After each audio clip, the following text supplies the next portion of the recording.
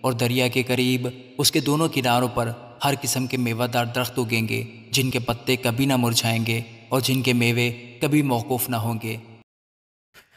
خداوند کے زندہ اور پاک کلام میں سے حزقیل اس کا 47واں باب۔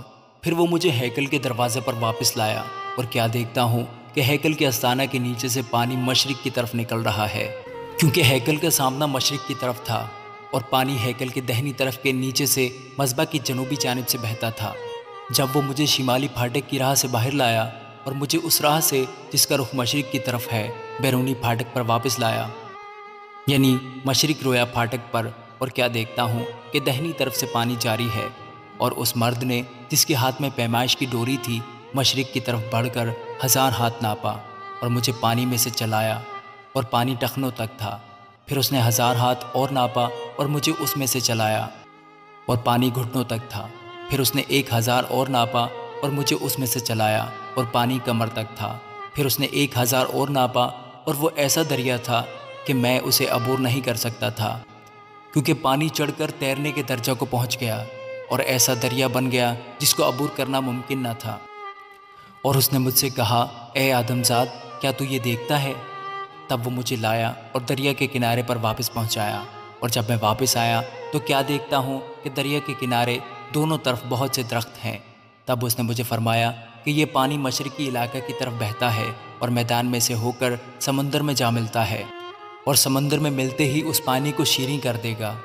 اور یوں ہوگا کہ جہاں کہیں یہ پانی پہنچے گا، ہر ایک چلنے پھرنے والا جاندار زندہ رہے گا، اور مچھلیوں کی بڑی کثرت ہوگی، کیونکہ یہ پانی وہاں پہنچا اور وہ شیریں ہو گیا۔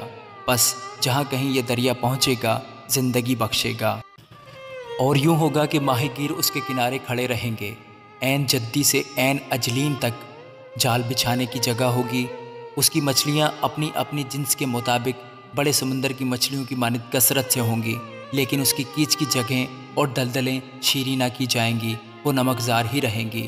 اور دریا کے قریب اس کے دونوں کناروں پر ہر قسم کے میوہ دار درخت اگیں گے، جن کے پتے کبھی نہ مرجھائیں گے اور جن کے میوے کبھی موقوف نہ ہوں گے۔ وہ ہر مہینے نئے میوے لائیں گے، کیونکہ ان کا پانی مقدس میں سے جاری ہے، اور ان کے میوے کھانے کے لیے اور ان کے پتے دوا کے لیے ہوں گے۔ خداوند خدا یوں فرماتا ہے کہ یہ وہ سرحد ہے جس کے مطابق تم زمین کو تقسیم کرو گے، تاکہ اسرائیل کے 12 قبیلوں کی میراث ہو۔ یوسف کے لیے 2 حصے ہوں گے، اور تم سب یکساں اسے میراث میں پاؤ گے، جس کی بابت میں نے قسم کھائی کہ تمہارے باپ دادا کو دوں۔ اور یہ زمین تمہاری میراث ہوگی، اور زمین کی حدود یہ ہوں گی: شمال کی طرف بڑے سمندر سے لے کر ہتلون سے ہوتی ہوئی سیداد کے مدخل تک، حمات، بیروت، سبریم جو دمشق کی سرحد اور حمات کی سرحد کے درمیان ہے، اور حسرت حتیکون جو ہوران کے کنارے پر ہے۔ اور سمندر سے سرحد یہ ہوگی، یعنی حسر عنان دمشق کی سرحد، اور شمال کو شمالی اطراف حمات کی سرحد شمالی جانب یہی ہے، اور مشرقی سرحد ہوران اور دمشق اور جلاد کے درمیان سے اور اسرائیل کی سرزمین کے درمیان سے یردن پر ہوگی۔ شمالی سرحد سے مشرقی سمندر تک ناپنا مشرقی جانب یہی ہے، اور جنوب کی طرف جنوبی سرحد یہ ہے، یعنی تمر سے مریبوت کے قادس کے پانی سے اور نہر مصر سے ہو کر بڑے سمندر تک جنوبی جانب یہی ہے، اور اسی سرحد سے حمات کے مدخل کے مقابل بڑا سمندر مغربی سرحد ہوگا، مغربی جانب یہی ہے۔ اسی طرح تم قبائل اسرائیل کے مطابق زمین کو آپس میں تقسیم کرو گے، اور یوں ہوگا کہ تم اپنے اور ان بیگانوں کے درمیان جو تمہارے ساتھ بستے ہیں اور جن کی اولاد تمہارے درمیان پیدا ہوئی، جو تمہارے لیے دیسی بنی اسرائیل کی مانند ہوں گے، میراث تقسیم کرنے کے لیے قرعہ ڈالو گے۔